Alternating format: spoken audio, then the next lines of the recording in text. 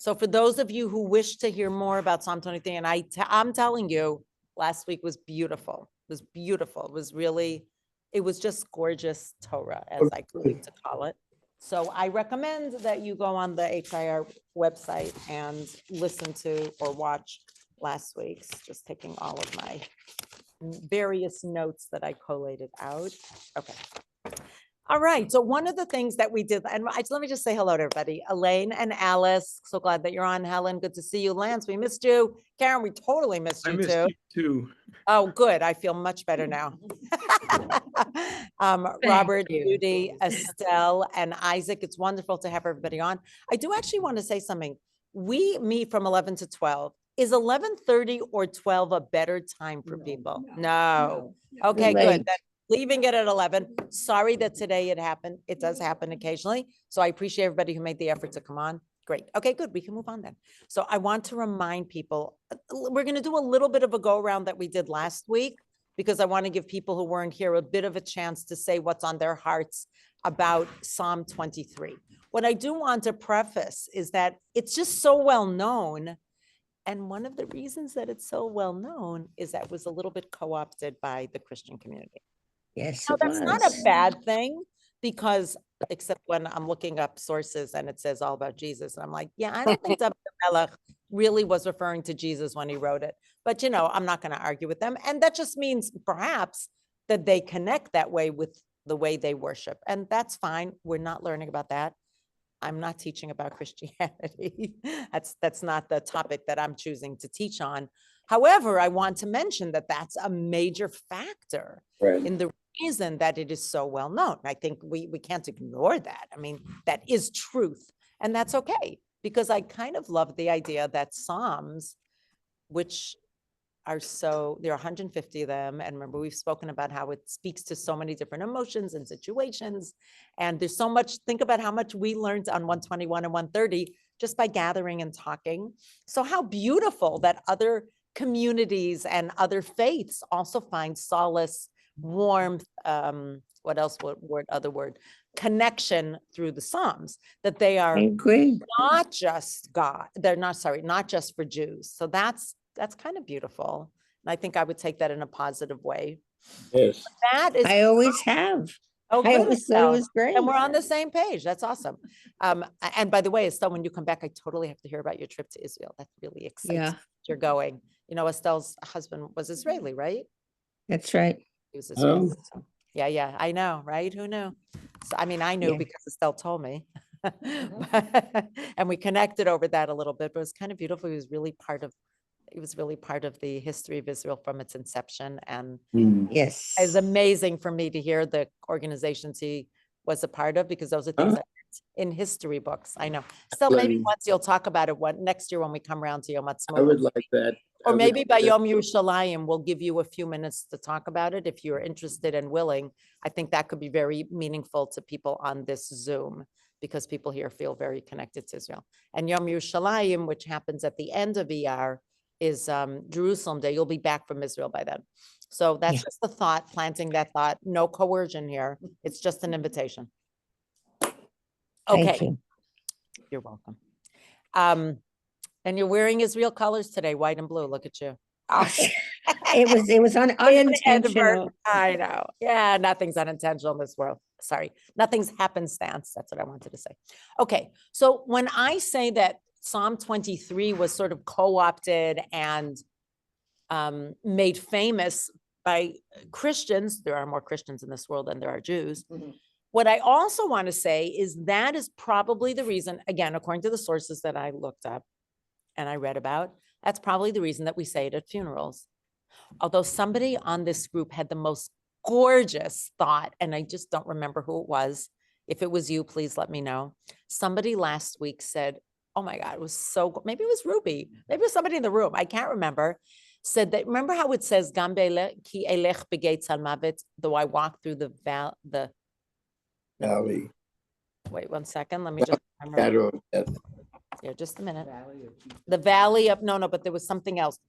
No, 1 second. Yeah, I'm going to tell you what it was, because it stayed with me. Just give me a moment.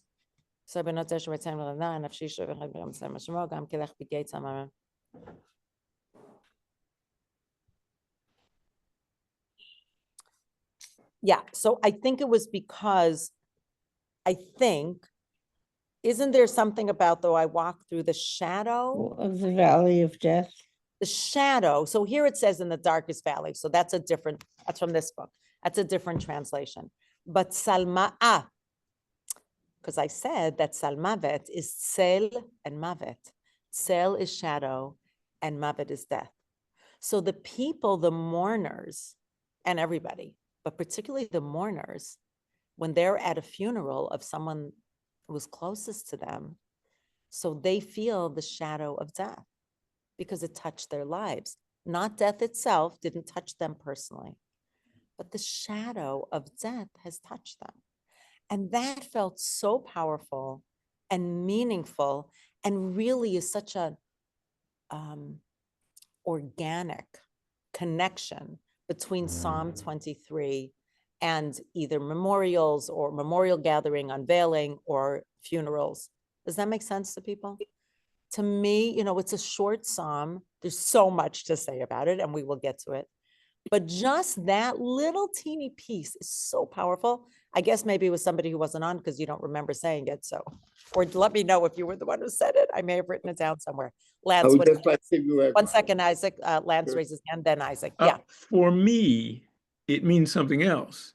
Yeah. It means that God is protecting me and you and everybody else. Sure. Lo irara, I will not fear, of course. Right. Yeah.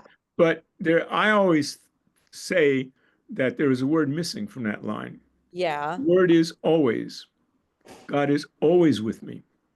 Well, it says, Ki ata imadi, you are, 1 second, you could understand it, but I hear you. It's inferred. Why? Because I guess we all think that when things are great, we're like, oh yeah, God is with me. But it says, Gam ki elech begeit salmavet. Even or also when I'm touched by the shadow of death, or I'm touched by something upsetting or sad or whatever it is, maybe it's representative. Even then, lo irara, I will not fear evil, which is hard. I mean, everybody human in this room, whether virtual or physical, has felt pain and sorrow. So I don't disagree with you, Lance. I'm just saying I think it's inferred because of the gam, because it says also, if it just said, when I walk in the valley of the shadow of death, then it might not be so much. But it says gam. So what is the gam? Why does it, gam means also? Right, that's what I think it infers. So thank you. Isaac, what do you want to say? I think the imagery is really unbelievable in this, in the 23rd Psalm. But for me, what's also very important is I connected with the music, with the melody. Right. So we spoke about that, the one by Ben Sion Shanker. Yeah, the ones that you do at Shalashudis. But there are others I've heard that are very powerful and very Joey Weisenberg. The words and the structure just invite that kind of music that accompanies it, but it's powerful in its own right. When they say that at the funeral, they don't say it with the music, but the words themselves, of course, are very powerful. Yeah, thank you. Very nice. Anybody else have a thought? And we're going to dive in as we're going to continue from last week, but I wanted to give people an opportunity. If there's something, those who weren't on last week, if there's something that touches, Helen, you were on last week. If there's something that touches your heart, yeah, Isaac, one more thing. I just wanted to, I thought about it. Why is it that we actually say it during Shalashudis, and with that melody, which is, it's a sad melody, but brings out the full. It's a slow melody. I'm not sure I would say sad. You could say sad. I'm not sure. I mean, so that's the only thing I could think of is when Shabbat is over, you are sad. Nice. Oh my God. You took the words right out of my mouth.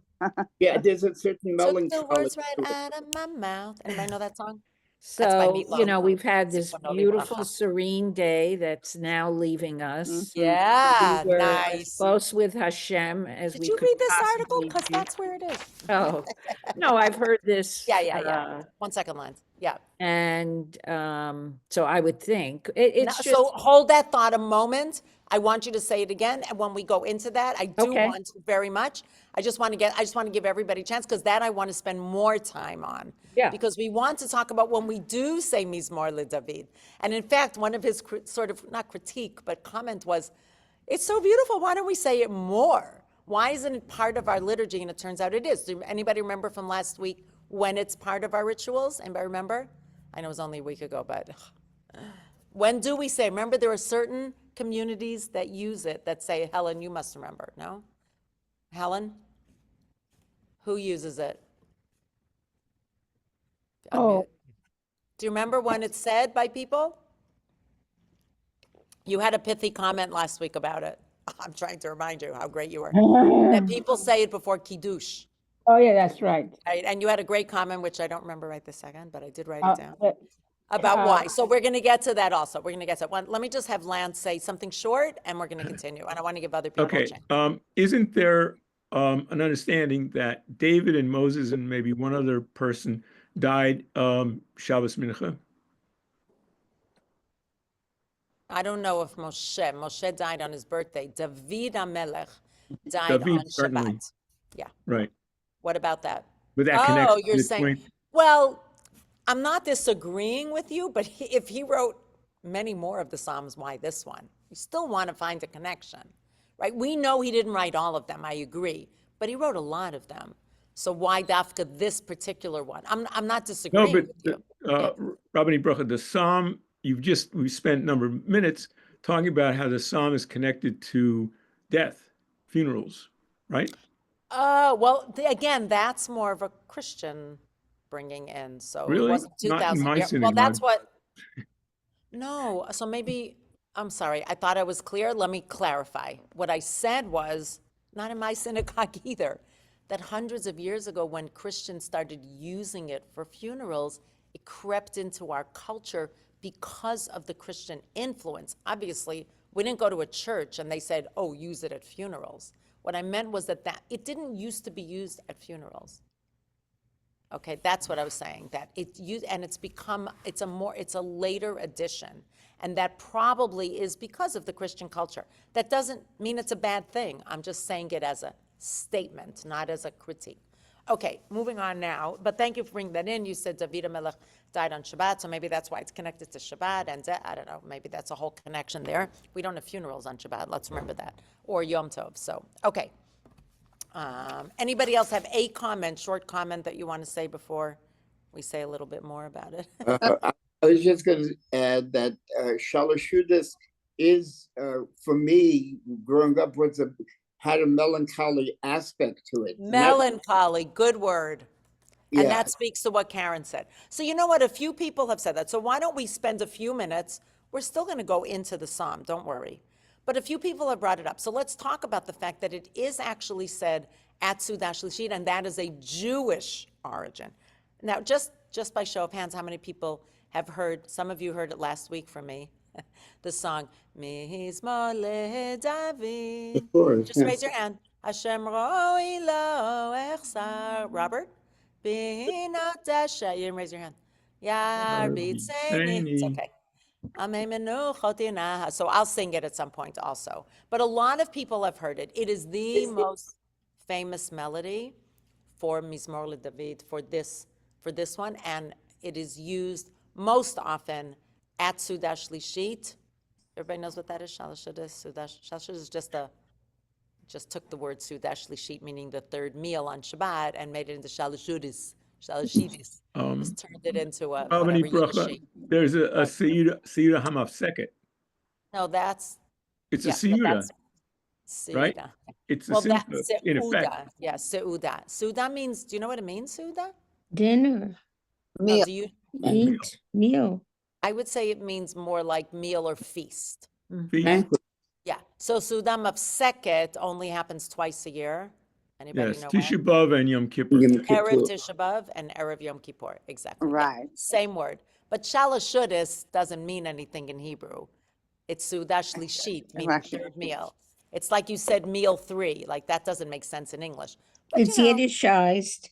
It's Yiddishkeit, Yiddishkeit. That's the yes. right way to say it. It's Yiddishkeit. That's Okay. right. So Ben Zion Shenker, who was an amazing, prolific Jewish songwriter, and mostly, but not only at all, connected with the Mujits Hasidim, is it Mujits?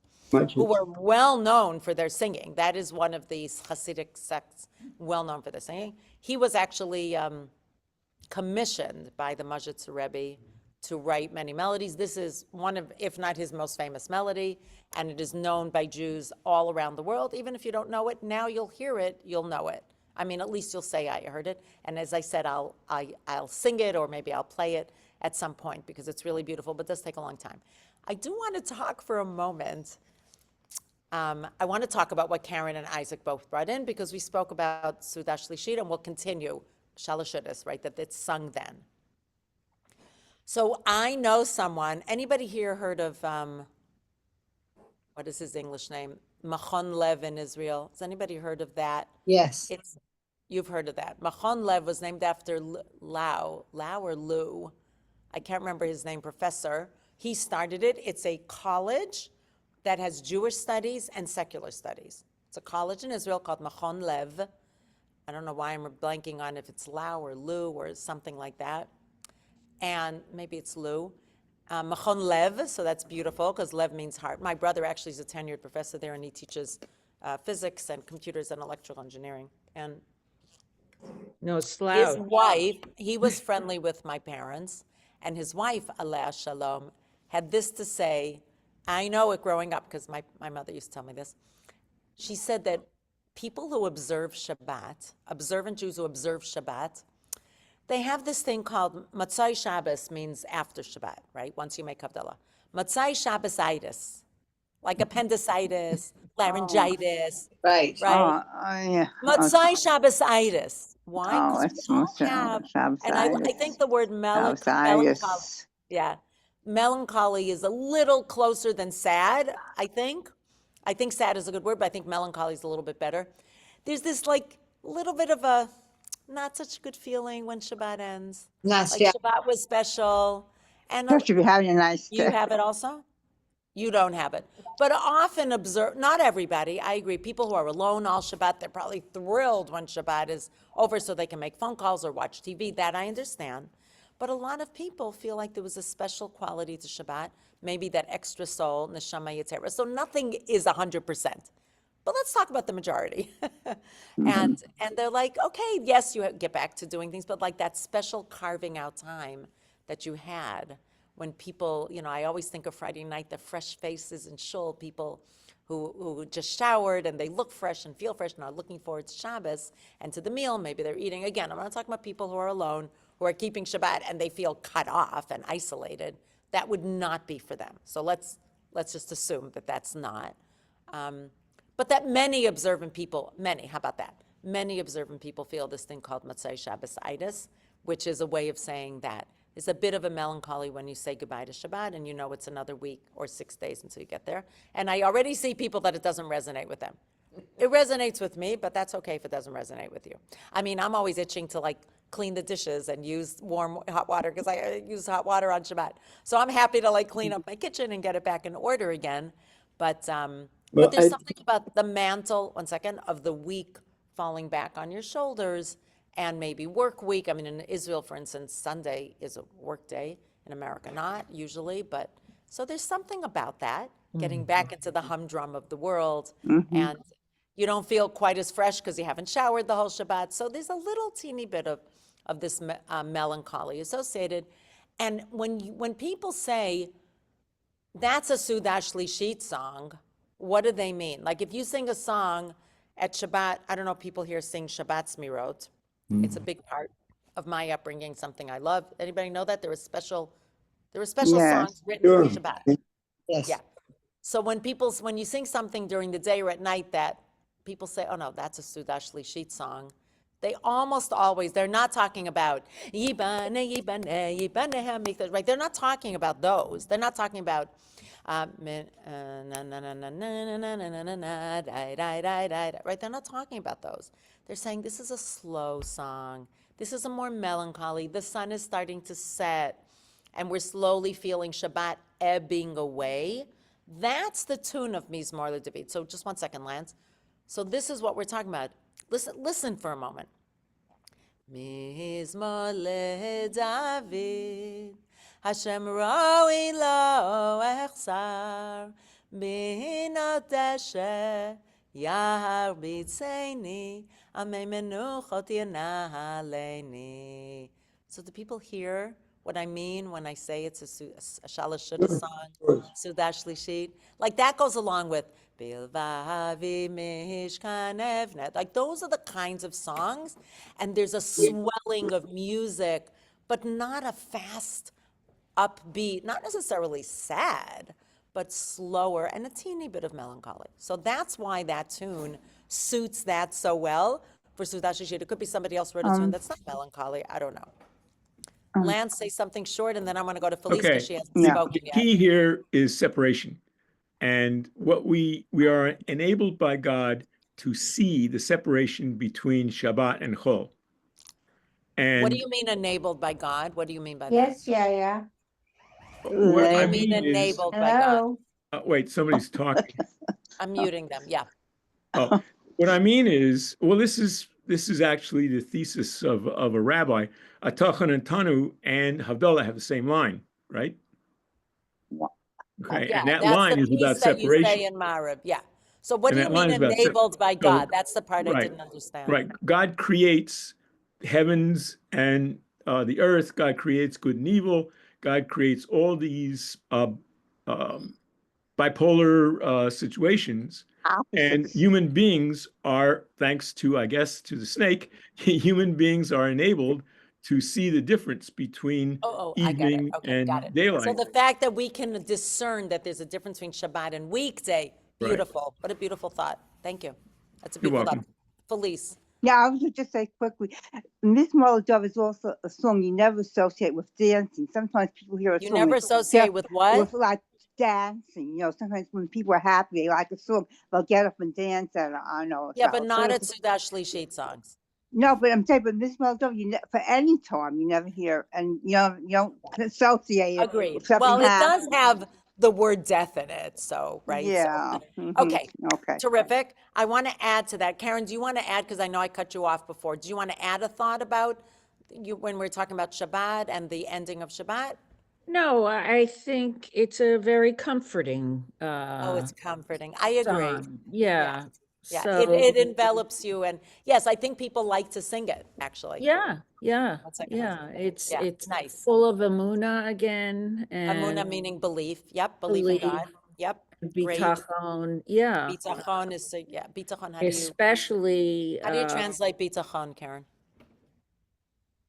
Faith, Faith. faith. Faith, maybe emunah is faith. security. It's hard. It's hard to distinguish. It's hard the to two. actually, yeah. Yeah. Let me see if I can figure that out. I'm gonna look it up while you're doing it. Yeah, once I go slow for Yeah, Karen, I and then just the Isaac. line lo e ra ra ki ata imadi. Yeah, everybody has a copy of the psalm, right? Mm. It's easy to find. Okay. Yeah, go on. I'm listening You to know, you. that's that couldn't be more comforting. That Beautiful. Yeah, you know, fear, we all have fear, but we have to remember that Hashem is with us. And what you said before really resonated with me. When things are going well, we don't think about this, and we should. yeah, And then when things are not going well, all of a sudden we yeah. take out the Tehillim and Right, and that word gum, we're gonna focus on that when we get there, when we go through more of it. and we 1 have to second. really train our minds Yeah. that we have to do this all the time, especially when Do things what are. all the time? Thank God, be aware of God. Thank What? God, be grateful, understand that Hashem is truly with us, orchestrates everything that's going on in our day, and Which to can be hard because we know things that very are hard, very hard that are happening, right? Yeah, yeah. So this is very that hard. kind of psalm that's to help you get over that. It helps you. Bitachon is translated as confidence, faith, certainty, safety, security, all of that. So it depends on the Sure. context. Context. Yeah, Mhm. Isaac.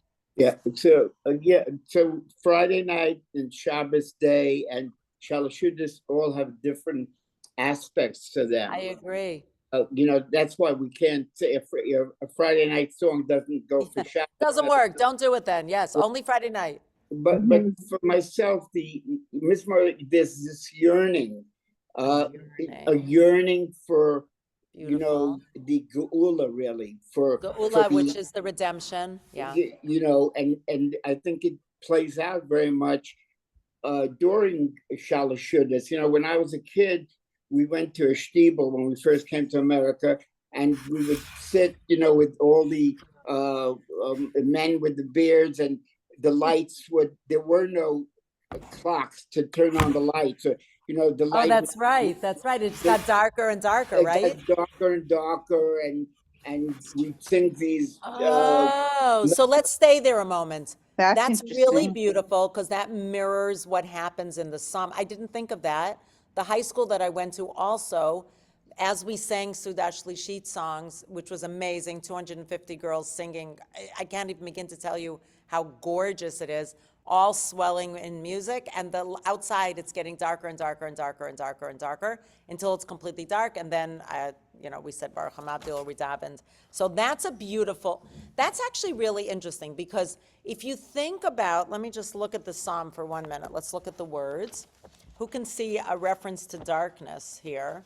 I love that. That's why, so many reasons why it's so appropriate for Sudash Lishit, Shalosh Shudas, however you want to know. So where is it?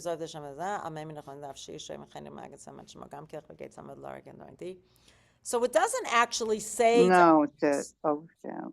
I think only verse 4. Yeah, I mean, when Yeah, so right. I walk in the Walk in valley overshadowed by overshadowed death. by death. Yeah, that's pretty dark. Right, so that's Yeah. so that mirrors. So as the day is getting darker, that's actually a beautiful idea to sing it as it gets darker and darker, even if you can't see the words. Hopefully you know the words by heart. Beautiful, I love that. That's really beautiful. I want to add to that. This is by somebody named Samuel Barth. I don't know him personally, but he wrote to me some really beautiful, this is like 10 years ago he wrote this. He wrote like this. 1 second. So this is exactly the word that you used, Isaac. He said, it is sung along with other poems that guide the individual toward the divine. I love that. Not in philosophical reflection or covenantal command, but in love and yearning. Exactly the words that you used. And that is the feeling that we get from this psalm. In this context, so here is something he said. Dishanta b'Hashem Roshi. Let's talk about that for a moment. Dishanta b'Hashem Roshi means you have anointed my head with flowing oil.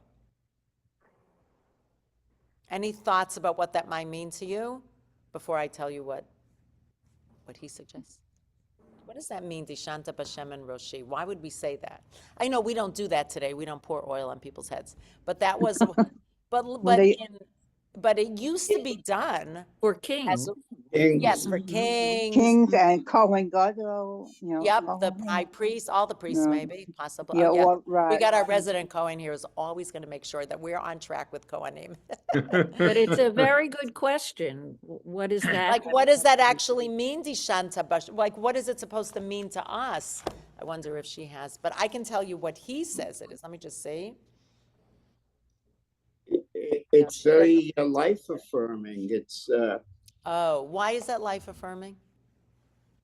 it feels like something that restores us. There's an element that if we're dry, if we're brittle, this is something that. Oh, nice, beautiful. You got some nods over here. Yes, yes. There's something about oil, whether we do it or not. If you think about it, massages that are done are very often done with oil. That makes a big difference. It soothes, I agree, and it lubricates, but it's also spiritual. And that's something that he says, 1 second, Lance, we'll get to you. He suggests that the Dishanta b'Hashem Roshi, of anointed my head with flowing oil, suggesting the merging of physical and spiritual delight on Shabbat. And that connects with V'shavti b'veit Hashem la'orech yamim. that I will dwell in the house of God for eternity. I love what you said about that oil. Why is it that it feels so beautiful, even though I don't particularly want somebody to pour oil on my head, but I would want someone to put oil on my drier skin, which, by the way, is something we don't do on Shabbat as a rule. We actually don't. We don't put cream, but that's not the point. The point is that it's the idea of lubricating, flowing, making joints, Soothing. soothing, exactly. I think of the Tin Man. Remember how he always got Oh, yeah. arrested? I know Yeah. that's not very religious, but it does feel like he couldn't, move his joints. So With that's a the- good way to remember. Yeah, Lance, you want to say something? Couple of things. One is olive oil, I think, is Yes. the anointed oil, Probably. and Yeah. it means purity, healing, and divine blessing. And since you mentioned Orach Yamim, I have to say this is one of my favorite. These are my two favorite words in the whole religion, because Orach Yamim I translate as light of day. In other words, day is light, and death is dark. God. Because you're And taking if that's orech, true, you're dividing it into or, meaning light, because Right. orech means length. Right. It doesn't mean light. right? But I see the or in there, and for me, that's what the key word is. You And and I'm Rav gonna tell you Avi, that Rav Christians Avi don't always see it does that way. that. He What's that? finds hidden, Rav Avi, Rabbi Weiss always finds hidden gems of Hebrew words within other words. Okay, he's a master. And the thing is, according to the translation, Orech Yamim is translated as forever, right? Length of days, Long day. Yeah. I long mean, day. as if usually days- someone Okay. wishes someone. Right. or Now, if- is that God's Orech. day or man's day? For the Catholics, I believe it's man's day. For Jews, it's God's day. What is God's day? God's day is a day of, in my view, of course, this is my own personal shtick, but in my view, God's day is a forever of light, days of light. And for me, that means that technically I can't die because everybody else dies, but I can't die because I live for, in other words, when I die, Who I is die. I? Who's Me, I? Lance Cohn. Lance As Cohn opposed died. to everybody else? Right, that's right. That's very Because modest. for me, there would not be I could not know about my own death, right? Right. How that's could I know true. about my own You death? don't have awareness. Correct. Right. So for me, that means that right now, I'm living in a house of the Lord because I translate house as earth. Okay. Beautiful. Thank you. That's all. Metaphorical. Beautiful, beautiful. But- Judy Stiglitz. Judy. Yeah. Question, could you tell us the derivative of Dishanta, what that means? Isn't it in the Shema, the word Deshen? Oh, I don't think Deshen. so. Oh, this Maybe. Oh, maybe. Bounty. Deshen. Dishanta Bashdeshen. Doesn't it mean anointed? Well, that's how we're translating it, but Right. I don't know where they came up with that's what it means. So it depends on whether you're using it as a noun, because actually as a noun, do you remember when we spoke about the Kohanim, that they would take out Trumat Hadeshen? That's That right. they would have to actually clean out the leftover ashes or Right. sometimes Yeah, it's from the manure- menorah. Right. from, Wasn't no, it not from the menorah? menorah, no, from the Mizbeach. On Mizbeach, Mizbeach, the altar. Mizbeach, right. Yeah. And actually, Deshen in Israel is fertilizer, which is positive, even though it doesn't smell good necessarily. But it's positive. It makes things rich, right? It enriches the soil. But as a descriptive, as an adjective, it means fertile, attractive, vivacious, lively, active. But dishanta lidashen. That's a great question. I don't have a good answer for you, Judy. Because lidashen doesn't mean to anoint, so I don't know how to, maybe it's, enriching your head by oil. So the way you do that is by anointing. It's kind of 2 steps away. It's saying, well, what do you do with oil? You have to anoint. That's the way to make it attractive, full-bodied, well-rounded, lively, that's the way to give it body, or not body of hair.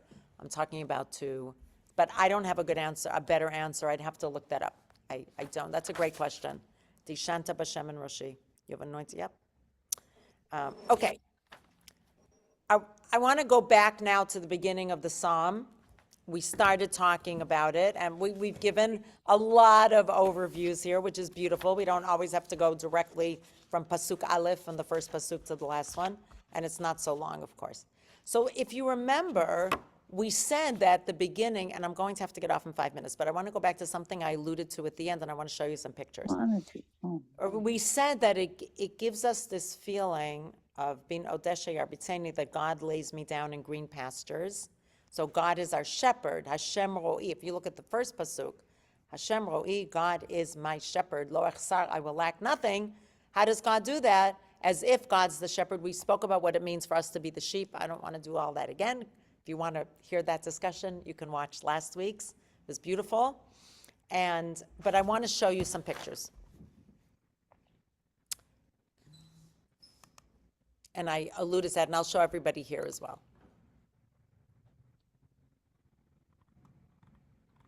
Here we go. Once I'm asking about words, what does the word Yeshovev mean?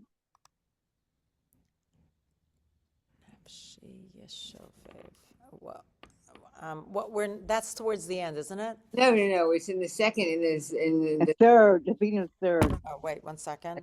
Oh, With Nafshi Yeshovev, yeah. Nafshi Yeshovev. It's from the word lashuv, to Right. return or to restore.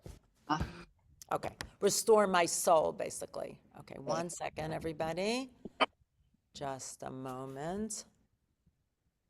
So this was from a historian in Israel. I watched the whole recording. It was really interesting to me. And she said that, and I'll show everybody here as well. Is this, when you say that God,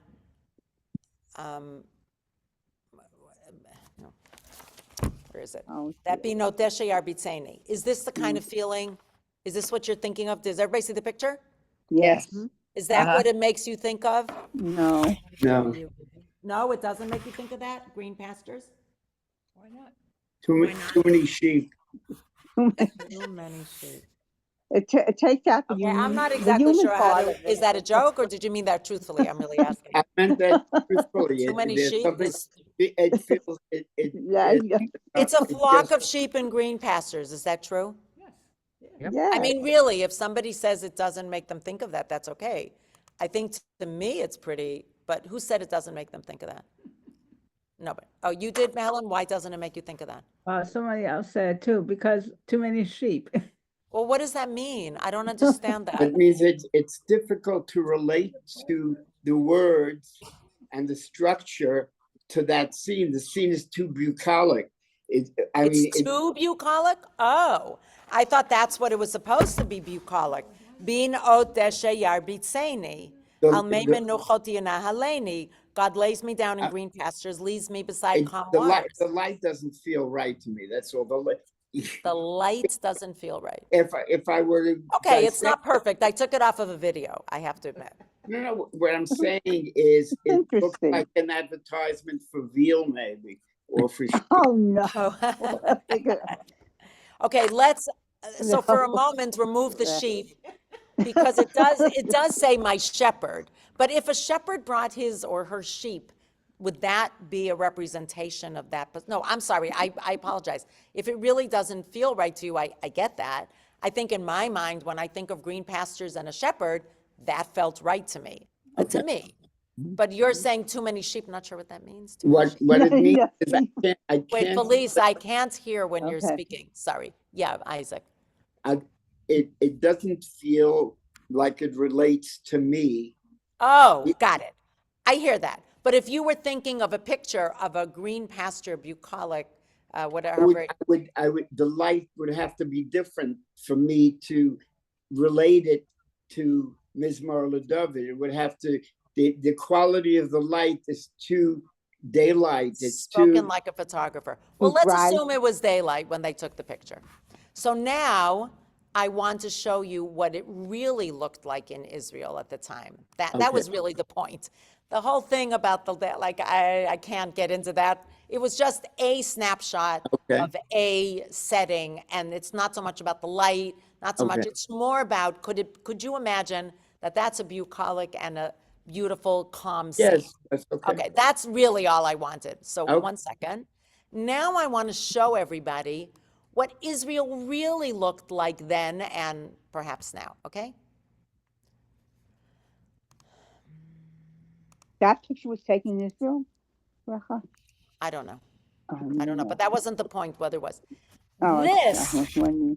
this is a real picture of what Israel is like. Not bucolic, not full of so much green. Okay, this is goats, but this is rocky and more difficult terrain. Does everybody see that? Yeah. Yes. That was really the point of what I was trying to do. Sorry, Isaac, I don't mean to take away you too, Helen. The idea being, it's not lush and green in Israel. Mm. That's really what I wanted to show you. She said, okay. if I actually, so I'm sorry, I guess I didn't make that clear because I wasn't aware of the whole too many sheep and not good daylight, which is fine. Like, you're looking at it from a different perspective. I get that. But if you don't close in on that and you just say, oh, lay me down in green pastures and there's a babbling brook and it's calm waters, that is not what it looks like in Israel. You don't have so much water. And even the water that you have, I mean, there's the Kinneret. That's true. The Kinneret is fresh water. Everything else, I mean, unless you find a gorge, which has the, I don't know what they're called, but the waterfalls, and you actually have to go down pretty far. Sheep can't necessarily do that, goats can. So that second picture, everybody got that snapshot, or you want me to show you again of the second picture? That's real. So when you look at, that's what Israel looked like. Does that, oh, I have to get off. Sorry. Does that change the perspective of that second pasuk? Mm. That was my question. It makes you wonder where the author, What the author was That- thinking of. well, yeah, I mean, but these are also people who didn't get on a plane and see very different terrains. Okay, I They hear spent that. their lives Oh, so in to them, one- that was lush? I don't even know where the author would get that image. Yeah. in Well, their head. there were places in Israel that certainly they can be lush up north in the Galil or in some, It's not common to have a lush pasture open in Israel next to fresh water. It just isn't. That first picture was probably not taken in Israel. It just doesn't happen there. And the water is very often salty when you think of it. There's, a lot of the water in Israel, which is maybe next to something like, and this is also what they knew about the terrain that many years ago. It wasn't like today where people were cultivating. So when you look at it through that lens, that feels a little different. That feels more like, even when I don't have that, do I have bitachon in God? Hold on 1 second. I just want to say what she said. This woman, Dr. Cindy Are you going to be Parker. late to your meeting? It's 10 more than. Yeah, it's I know. I'm going to 10:50. do it 2 minutes. Thank you, Alice. So she said, what is the role of the shepherd? Is it to bring you to the lush pasture? If the shepherd is writing this psalm like King David, they didn't have lush pastures. They mostly had rocky terrain, very little green, harsh, all kinds of dangerous animals that can kill you. And is the role of the shepherd is not just to bring you to lush terrain where you can be lazy and eat. It's about the protective leadership quality of the shepherd. Sorry, it's not just that. It's to protect the flock, to be mindful of how much they've eaten, to continuously watch out for them and move them, and always scan the horizon for danger. And the geography helps understand the theology and sentiment in the psalm. Because when you look at it that way, you realize how much the shepherd, God, equating to God, has to do to watch out for us. And that's what I'm going to leave us with. That was the point of it. I got a little tripped up in my own words because I didn't present it in the best way. No, So, you but presented appreciating- it very well. I think for some of us, the visual image didn't resonate with what you just said. The first one or the second? Certainly the first one did It not. didn't. Okay. Okay. Yeah, that but was I what don't she think it was saying. supposed to, but the second one definitely was better. That's very Israeli. And, and Exactly. many of our important, our avot were shepherds, so Right, but they didn't have lush pastures. They didn't have No. still water. They No. were constantly moving their sheep to find more places to eat. That was more the point. and the characteristic that you said about a shepherd, always looking to feed, to protect. Now, in places like New Zealand, it's possible that they don't have to look out all the time. That's a place that has like the most number of sheep per whatever. So there, they really do have lush pastures. But that wasn't the reality of whoever it was who wrote that psalm. And that was really the point. So we're going to pick this up when we come. Yeah, Great. one more comment, week, Isaac. a what? week from, 2 weeks from today. I hope. I'll let you know. Okay. Isaac. Thank you. Isaac, Thank do you you Thank want you to so add? Okay. much. So Thank I'm you. leaving us on that precipice.